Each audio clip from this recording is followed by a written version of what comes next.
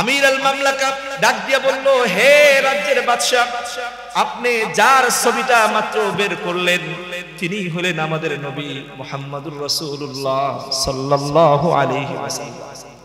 তিনি বলেন, বাকাইনা, আমি দেখা কান্না শুরু করে দিলাম। এই ছবিগুলো তো আমি জীবনে কখনো দেখি নাই। এই ছবি তাদের কাছে সংরক্ষিত। আগের ছবি আদম নাকার জানি না, পরের ছবি নূহ নাকার জানি না, এর পরের ছবি ইব্রাহিম নাকার জানি না, দলিল নাই, শুধুমাত্র তারাই বলছে যে নবীর ছবি। কিন্তু 4 নাম্বার বার যে ছবিটা বাহির করছে, আমি তো আমার নবীরে দেখছি, আমি তো আমার নবীরে দেখছি, তাকায়া দেখি তারা যে ছবিটা বার করছে ওই ছবিটা আমাদের রাসূল প্রাণপ্রিয় নবী মুহাম্মদুর রাসূলুল্লাহ সাল্লাল্লাহু আলাইহি ওয়াসাল্লামের ছবি। হযরত হিশাম ইবনুল আস আল উমাউয়ি, এই সাহাবী, তিনি বলেন হযরত আবু বকর সিদ্দিক রাদিয়াল্লাহু তাআলা আনহুর জামানায় তিনি বলেন, বুইসতু আনা ওয়া রাজুলুন ইলা হিরাকলা সাহিবির রুমি নাদউহু ইলাল ইসলাম। হযরত হিশাম ইবনুল আস আল উমাউয়ি তিনি বলেন, আমাকে এবং আরেকজন ব্যক্তিকে, দুইজনকে খলিফাতুল মুসলিমিন রোম সম্রাট হিরাক্লিয়াসের কাছে ইসলামের দাওয়াত পৌঁছায়া দেওয়ার জন্য দূত হিসাবে আমাদেরকে পাঠাইলেন। আমরা গেলাম। তিনি বলেন, ফাখারাজনা হাত্তা কাদিনাল গুতা, আমরা মদিনা থেকে বের হয়ে যখন সিরিয়ার একটা অঞ্চলের নাম হলো গৌতা, এই গৌতা নামক স্থানে যখন গিয়ে পৌঁছলাম, পৌঁছার পরে সেখানে ওই রাষ্ট্রের আপনার বর্ডার গেসা একটা শহর, সেই গোতা নামক শহরের যিনি গভর্নর ছিলেন বাদশার পক্ষ থেকে, ওই বাদশার পক্ষ থেকে নিযুক্ত গভর্নরের নাম হলো জাবালা ইবনে আইহাম আল গাসসানি। এই লোকটা ছিল সেখানে গভর্নর। তার কাছে লোক পাঠাইলো, আমরা মদিনার রাজার, মদিনার যিনি আমির, যিনি মদিনার রাজা, তার কাছ থেকে পয়গাম নিয়ে বাদশার কাছে আসছি, দেখা করতে চাই, আমাদেরকে ব্যবস্থা করে দেওয়া হোক।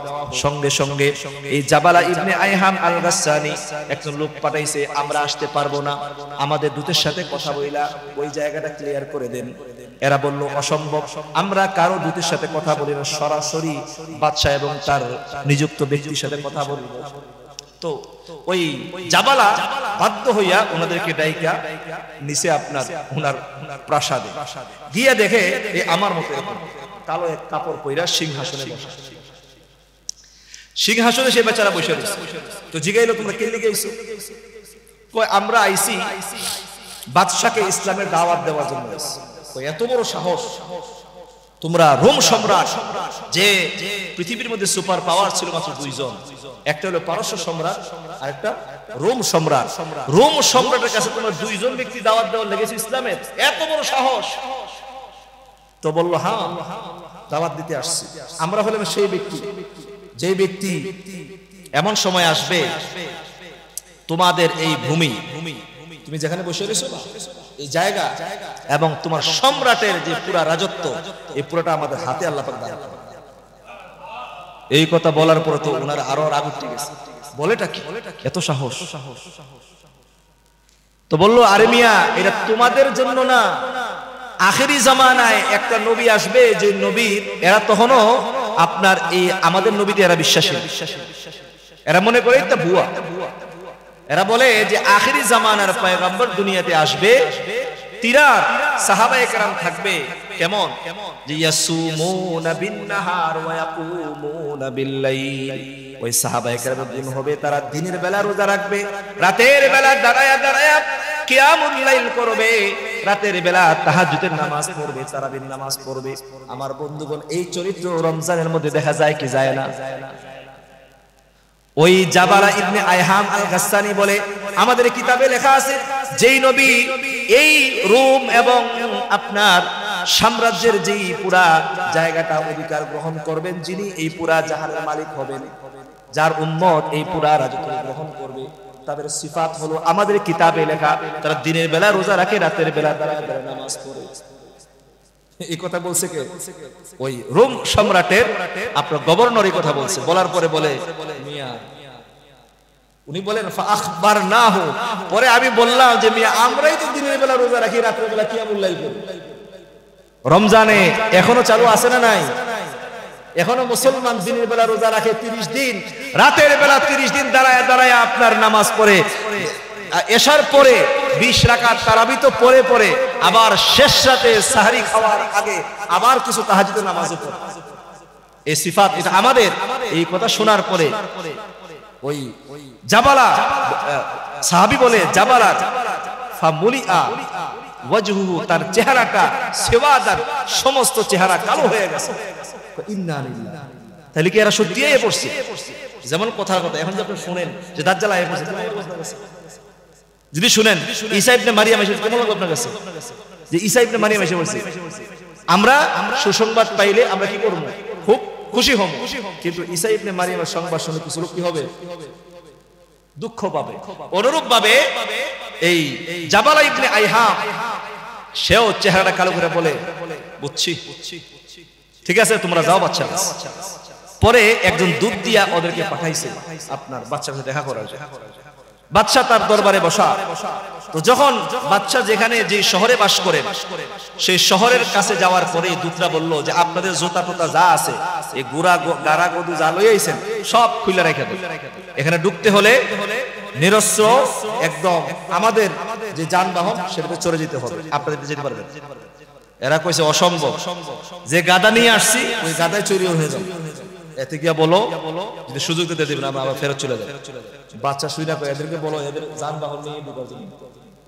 সাহাবী বলেন সুবহানাল্লাহ ওয়া বিহামদিহি, ওনারা বলেন যে আমরা ফাকাদিমনা ফি রাওয়াহিলিনা মুতাকাল্লিদিনা সুয়ুফানা, তারা বলেন আমরা আমাদের যে পশুর উপরে সওয়ার হই মদিনা থেকে সিরিয়া গমন করলাম, ওই পশুর উপরে সওয়ার হই আমাদের তলোয়ারগুলোকে উন্মুক্ত করে, তলোয়ারগুলোকে এভাবে গায়ের মধ্যে জুলায়া অস্ত্রে শস্ত্রে সজ্জিত বীর বাহাদুর দুইজন ব্যক্তি আমাদেরকে পাহারা দিয়া দিয়া বাদশার হাত্তা ইনতাহাইনা ইলা গুরফাতিন, বাদশা যে রুমে বৈশা, যে প্রাসাদে বৈশা রাজত্ব চালায় ওই প্রাসাদের মধ্যে প্রবেশ করছি।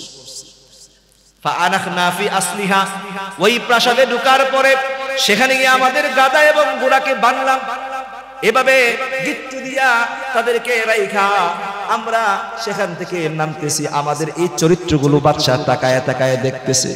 ওহুয়া ইয়ানজুরু ইলাইনা, বাদশা সিংহাসনে বসে তাকায় তাকায় দেখতেছে কি ব্যাপার, আরবের দুইজন লোক এত সাহস, তলোয়ার গায়ের মধ্যে ঝুলানো, আমার রাজদরবারে কেউ তলোয়ার নিয়ে অস্ত্র নিয়ে ঢুকবে দূরের কথা, আমার শহরের মধ্যে ঢুকা তার নিষেধ, কিন্তু এমন পাওয়ারওয়ালা লোক আসছে তো আসছে, আমার প্রাসাদে তার গাদা নিয়ে ঢুকছে, তার ঘোড়া নিয়ে ঢুকছে, আবার আমার প্রাসাদে এই গাদা এবং ঘোড়াগুলো বাঁধছে, তলোয়ারটা গায়ের মধ্যে ঝুলায়া গাদা এবং ঘোড়া থেকে তারা নামতেছে। কত বড় সাহস! বাদশা তাকায় রইছে। সুবহানাল্লাহি ওয়া বিহামদিহি কিতাবের মধ্যে লেখে ওই সাহাবী সফওয়ান ইবনে আল-আস আল-উমাবি তিনি বলেন আমরা যখন সেখান থেকে নাইমা রুমের মধ্যে দাঁড়ায়া যখন বললাম লা ইলাহা ইল্লাল্লাহু আল্লাহু আকবার, এই কালিমাটা যখন উচ্চ স্বরে আওয়াজ দিলাম সঙ্গে সঙ্গে কি হয়েছে দেখেন, লাকাত তানাফফাজাত, সঙ্গে সঙ্গে আল গুরফা, পুরা রুমটা পুরা বিল্ডিংটা আমাদের এই কথার আওয়াজে, আমাদের তাকবীরের ধ্বনিতে লা ইলাহা ইল্লাল্লাহ বলার কারণে পুরা বিল্ডিংটা থরথর করে কাঁপা শুরু করছে। বাদশা তো তাকায় সব বনাশ করছে, কইলুটা গেল ওইলুটা, যখন বলছে লা ইলাহা ইল্লাল্লাহ আল্লাহু আকবার সঙ্গে সঙ্গে পুরো বিল্ডিং বোঝা যায় ভূমিকম্প হচ্ছে, থরথর করে কাঁপছে। বাদশা তাড়াতাড়ি বলছে জলদি গিয়ে বলো এদেরকে এই সমস্ত কথাবার্তা বন্ধ করার জন্য। ফারসালা ইলাইনা, আমার কাছে আমাদের কাছে দ্রুত দূত পাঠাইছে এবং বলছে যে লাইসা আলাইকুম আন তাজহারু দীনাকুম আলাইনা, তোমরা তোমাদের দ্বীনের এই সমস্ত কথাগুলো আমাদের সামনে প্রকাশ করো, এটা করিও না, আমরা ভয় পাচ্ছি, যেভাবে বিল্ডিং কাঁপতেছে আমরা ভয়ে ভীত হয়ে যাচ্ছি, তোমরা মেহেরবানি করে আর কোনো কথাটা উচ্চারণ করো না, চুপ থাকো। তো ইনি বলেন যে পরে আমরা আর এই কালিমার উচ্চারণ করলাম না, বাদশার কাছে গেলাম, যাওয়ার পরে আমরা গেলাম সিনা টান করে গেলাম, এভাবে না বাদশাদের কি করে এভাবে আগের জমানা মাথা এভাবে হাত করজোর করে আর কত রকমের আপনার এরকম ডিজাইন করে ভঙ্গি ভঙ্গিমা করে বাদশাহ দরবারে ঢুকে যেন বাদশা কি কয় আমাকে সে আদব কায়দা বজায় আসছে। এই দুই সাহাবী গেছে, এই দুই সাহাবী না মাথা নত করছে না কোনো কিছু করছে না, হাতে কিছু করে নাই, চুপচাপ সোজা শটান দাঁড়ায়া সামনে গিয়ে খাড়াইছে। বাদশা কয় মারাত্মক বিষয়, তোমরা তো দেয়া যাবো ডিয়ারিং লোক, তোমরা আমার রাজ দরবারে যে নিয়ম কানুন তা কিছুই তুমি পালন করলা না, কি ব্যাপার, তোমাদের কি কোনো অভিবাদন বাক্য নাই? তো সাহাবী জবাব দিছে যে বাদশা সালামত, অভিবাদন বাক্য আছে কিন্তু এই অভিবাদন বাক্য আপনাকে বলা জায়েজ নাই, এবং আপনার যে সিস্টেম সেই সিস্টেম আমাদের জন্য কি নাই, জায়েজ নাই। আমি আপনাদের সামনে আমার মাথা জমিনে লাগাবো, সালাম করবো, সেজদার মতো কথা আমার মাথা ঝুঁকাবো, এটা আমার জন্য জায়েজ নাই। আর আমি যে আপনাকে বলবো আসসালামু আলাইকুম, এটাও আপনাকে বলা জায়েজ নাই। উড়িয়ার বলে নাই, পরে বললো কাইফা তাহিয়াতুকুম ফিমা বাইনাকুম, তোমাদের অভিবাদন বাক্য একে অপরকে কিভাবে ব্যবহার করো, কি বলো তোমরা? তো তিনি বললেন আমরা বলি আসসালামু আলাইকুম। হ্যাঁ, বড় সুন্দর কথা। তো বললেন যে কাইফা তাহিয়ুনা মালিকাকুম, তোমরা তোমাদের বাদশাকে কিভাবে সালাম করো, কিভাবে তোমরা অভিবাদন জানাও? বলো হ্যাঁ বিহা, এটা দিয়ে কই। ও কাইফা ইউরাদু আলাইকুম, আবার ওই বাদশা তোমার উত্তর কি দেয়? বলে হ্যাঁ এটা দিয়ে ওয়া আলাইকুম আসসালাম বলো। তো উনি পরে বললেন যে ওয়া কাইফা আ'যামু কালামিকুম, তোমাদের সবচেয়ে যে বড় কথা সেটা কি? এটা বলতে আবার কইয়া উঠছে লা ইলাহা ইল্লাল্লাহ ওয়াল্লাহু আকবার। এই কথা বলতে দেরিছে, উনি বলেন ওয়াল্লাহি আলাম, আল্লাহ পাকই খোদার কসম উনি ভালো জানেন, লাকাত তারাফফাজাতিল গুরফা হাত্তা সারাত কাআন্নাহা ফি ইজকিন, যে এমন অবস্থা হয়েছে রুমে, উনি যে রুমে বসা এই রুমটা থরথর করে কাঁপে। কোন কিতাব লেখা ছাদ ফেটে গেছে এই আওয়াজে। ওই হিরাক্লিয়াসের যে বিল্ডিং যেখানে উনি বসা ছিলেন, ওনার উপরে মাথার উপরে ছাদ এত জোরে জাকুনি দিছে, বিল্ডিং ফাইটা গেছে। হাত্তা রাফা'a রা'সাহু ইলাইহা, তাকায়া দেখে মাথা উঠায়া ইন্না লিল্লাহ, পুরা দেখা যায় ছাদটাই ফাটায় ফেলাইছে। বলে সাবধান, এই কথা আর উচ্চারণ করো না। পরে জিজ্ঞেস করলেন কি ব্যাপার, এই শব্দ এই কথাগুলো কি তোমরা হাদিহিল কালিমা আল্লাতী কুলতুমুহা, তোমরা যে কথাগুলো বলতেছো এই কথাগুলো এমন কি কথা যেগুলো বললে আমার বিল্ডিং কাঁপে, আমি থরথর করে কাঁপি, এই কথাগুলো তোমাদের এলাকায় তোমাদের ঘরে বললে কাঁপে? এমন তো হয় না, আপনার এখানে এরকম হচ্ছে। তো তিনি ভয় পেয়ে গেছে, বলল তাহলে নিশ্চয়ই তোমাদের মধ্যে কি আছে, বাস্তবতা আছে, এই জন্যই অবস্থা, অন্যথায় এমন কথা এমন পাওয়ার আমি জীবনে কখনো দেখি নাই। কথা খালি মুখ থেকে বের হয়, বলো মাত্র দুইজনে লা ইলাহা ইল্লাল্লাহ, এই কথার আওয়াজে আমার বিল্ডিং তো কাঁপে কাঁপে ছাদ সহ ফাটায় ফেলাইছে। বাদশা কয় ঠিক আছে মাশাআল্লাহ, আমি বুঝতে পারছি তোমরা হক। ওনাদেরকে একটা রুমে থাকার জন্য 3 দিন থাকো। এরা 3 দিন সেখানে অবস্থান করার পরে বাদশাদেরকে আবার ডাকাইছে, এদেরকে ডাইকে নিয়ে আসে। বাদশা বুঝতে পারছে যে সত্য নবীর সত্য উম্মত দাওয়াত নিয়ে আসছে। বাদশা এটা বুঝতে পারছে, এবং হিরাক্লিয়াস ভদ্র এবং খুব ভালো মানুষ ছিল, উনি কোনো খারাপ মানুষ ছিলেন, যদিও খ্রিস্টান, ভালো মানুষ ছিল। ডাকাইছে, এদেরকে ডাক দাও আসার জন্য। এরা আসছে রাতের বেলা, ডাইকে আনছে। আনার পরে বললেন ওনাদের সামনে বিশাল বড় একটা এরকম স্বর্ণের নির্মিত একটা বিল্ডিং, এর মধ্যে এরকম ছোট ছোট ঘর, তালাবদ্ধ, অনেকগুলো ঘর, রুম আছে। তো এটা আনলেন খাদেম দিয়া সামনে। আনার পরে তিনি বললেন এটা কি ছিল বুঝো? না এটা আমরা বুঝি না। তাহলে দেখো। তো উনি আপনার ওই বাদশা চাবি দিয়া তালা খুলছে, এক রুম খুলছে, ওই রুম থেকে ফাফাতাহা বাবান, একটা দরজা খুলছে, ফাস্তাখরাজা মিনহু হারিরান সাউদা, সেখান থেকে কালো একটা রেশমি কাপড় বের করছে রুমটা থেকে। যে রুমটা তালা খুলছে ওই রুম থেকে একটা কালো রেশমি কাপড় বের করছে। দেখেন যে ওই রেশমি কাপড়ের মধ্যে একটা লোকের ছবি অঙ্কন করা, যে ছবিটা অতিশয় সুন্দর, খুব মনোরম, দেখতে খুবই ভালো। জিজ্ঞেস করলেন হাল তারিফুনা হাদা, তোমরা কি চিনো ইনি কে? এরা বলে না আমরা তো চিনি না। বলে হাদা আদম আলাইহিস সালাম, এটা হলো হযরত আদম আলাইহিস সালাম। পরে আরেকটা এরকম দরজা খুলছে, আরেকটা কাপড় বের করছে, জিজ্ঞেস করলো চিনো এটা? বলে না চিনি। বলে কে? নূহ আলাইহিস সালাম। পরে আরেকটা বের করছে, ওইটা খুইলা দেখে যে আরেকটা ছবি, চিনো কে এটা? এটা ইব্রাহিম। 4 নাম্বার বার যে রুমটা খুলছে ওই রুম থেকে একটা কালো কাপড় বের করছে। ফাইদা ফিহা সূরাতুন বাইদা, ওই কালো রেশমি কাপড়ের মধ্যে সুন্দর জলজল করতেছে একজন ব্যক্তির ছবি, হযরতে সফওয়ান ইবনে হিশাম ইবনে আস আল উমাবি। তিনি বলেন আমি তাকায়া দেখলাম ওয়াইদা হুয়া রাসূলুল্লাহ মুহাম্মাদুর রাসূলুল্লাহ সাল্লাল্লাহু আলাইহি ওয়াসাল্লাম। আমি তাকায় রইলাম ওই রুম থেকে যেই কালো কাপড়টা বের করা হয়েছে ওই কাপড়ের মধ্যে আমাদের নবীর ছবি অঙ্কন করা। আমির আল মামলাকা ডাক দিয়ে বলল, হে রাজ্যের বাদশা, আপনি যার ছবিটা মাত্র বের করলেন তিনি হলেন আমাদের নবী মুহাম্মাদুর রাসূলুল্লাহ সাল্লাল্লাহু আলাইহি ওয়াসাল্লাম। তিনি বলেন বাকাইনা, আমি দেখা কান্না শুরু করে দিলাম। এই ছবিগুলো তো আমি জীবনে কখনো দেখি নাই। এই ছবি তাদের কাছে সংরক্ষিত। আগের ছবি আদম নাকার জানি না, পরের ছবি নূহ নাকার জানি না, এর পরের ছবি ইব্রাহিম নাকার জানি না, দলিল নাই, শুধুমাত্র তারাই বলছে যে নবীর ছবি। কিন্তু 4 নাম্বার বার যে ছবিটা বাহির করছে, আমি তো আমার নবীরে দেখছি, তাকায়া দেখি তারা যে ছবিটা বার করছে ওই ছবিটা আমাদের রাসূল প্রাণপ্রিয় নবী মুহাম্মদুর রাসূলুল্লাহ সাল্লাল্লাহু আলাইহি ওয়াসাল্লামের ছবি। প্রমাণ হয়ে গেল আগেরটাও আদম ছিল, আগেরটাও নূহ ছিল, আগেরটাও ইব্রাহিম ছিল। পরে তিনি বলেন এটা তোমাদের নবী। বলে হ্যাঁ এটাই। বলে আমি তো দ্রুততা করে ফেলাইলাম, এত দ্রুত তো বের করার কথা ছিল না, সর্বশেষ গড় হলো এটা। তিনি আরো কয়েকটা গড় খুললেন, খুলতে খুলতে অনেকগুলো নবীর ছবি দেখাইলেন। সবগুলো দেখানোর পরে সাহাবী ডাক দিয়া বলে, ও বাদশা সালামত, মিন আইনা লাকা হাদিহিস সুওয়ার, আপনি আমাকে জবাব দেন এই ছবিগুলো আপনি কোত্থেকে পাইলেন? বাদশা বলে, শোনো, আন্না আদম আলাইহিস সালাতু ওয়াস সালাম, হযরতে আদম আলাইহিস সালাতু ওয়াস সালাম সাআলা রাব্বাহু, তার রবের কাছে প্রার্থনা করছে, আই ইউরিয়াহু আল আম্বিয়া মিন ওয়ালাদিহি, তার সন্তানদের মধ্যে যারা নবী হবে তাদের ছবিগুলো যেন আল্লাহ তাআলা তাকে দেখায়া দেয়। আল্লাহ তাআলা ফানজালা আলাইহি সুওয়ারাহুম, পরে সমস্ত নবীদের ছবিগুলো আল্লাহ তাআলা হযরতে আদম আলাইহিস সালাতু ওয়াস সালামের কাছে জান্নাত থেকে পাঠাইছে। এই ছবিগুলো কার? হযরতে আদমের। আদম আল্লাহর কাছে প্রার্থনা করছে, আল্লাহ আপনি আমাকে আমার সন্তান যারা নবী হবে এদেরকে আমি দেখতে চাই, এরা কেমন হবে? তো আল্লাহ তাআলা জান্নাতি রেশমি কাপড়ে সুতা দ্বারা অঙ্কিত প্রত্যেকটা নবীর ছবি আল্লাহ পাক সুন্দর করে আদমের কাছে পাঠাইছে। আদম তাকায়া দেখছে এগুলো আমার সন্তান।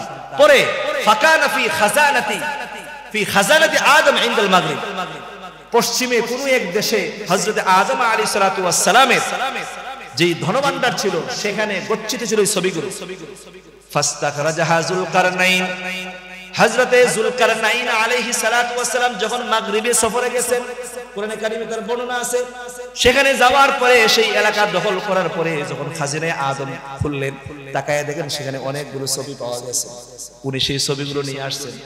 সুম্মা দাফাআহা ইলা দানিয়াল আলাইহিস সালাতু ওয়াস সালাম, পরে নবী হযরতে দানিয়াল আলাইহিস সালাতু ওয়াস সালামের কাছে এগুলো সুপুর্দ করে দিয়েছে। দানিয়াল থেকে ক্রমান্বয়ে হাত বদল হইতে হইতে আমাদের নবীর জমানায় পর্যন্ত সিরিয়ার হিরাক্লিয়াসের রাজভবনে এই ছবিগুলো সংরক্ষিত ছিল। তাহলে কি বুঝলে? আমাদের রাসূলের কথা, আমাদের রাসূলের সংবাদ, আমাদের রাসূলের আকৃতি প্রকৃতি এই সবগুলো রাসূল দুনিয়ায় আসার আগেই তাদের কাছে বিদ্যমান ছিল।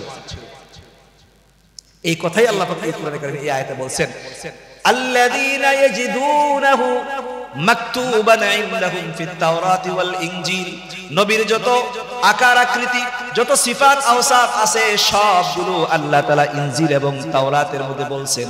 শেষ জামানায় একজন নবী আসবে, তার নাম হল নবী মুহাম্মদ রাসূলুল্লাহ সাল্লাল্লাহু আলাইহি ওয়াসাল্লাম, এবং তার গুণ হবে এই এই। সবগুলো জানার পরেও ইহুদ এবং নাসারারা কেউ নবীর উপরে ঈমান আনে নাই।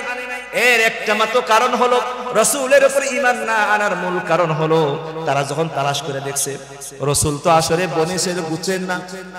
রাসূল কোন গোত্রের না? বনি ইসরাঈল গোত্র আছে না? এই বনি ইসরাঈল গোত্রের মধ্যে রাসূল জন্মগ্রহণ করেন। করছে কোন গোত্রে? কুরাইশ গোত্র, আর এটা হলো হযরত ইসমাঈল আলাইহিস সালাতু ওয়াস সালামের বংশ পরম্পরা। এরা যখন জানতে পারছে আহা তাহলে নবুয়তের সিলসিলা শেষ, আর বনি ইসরাইল পাইল না, চলে গেছে কোথায়?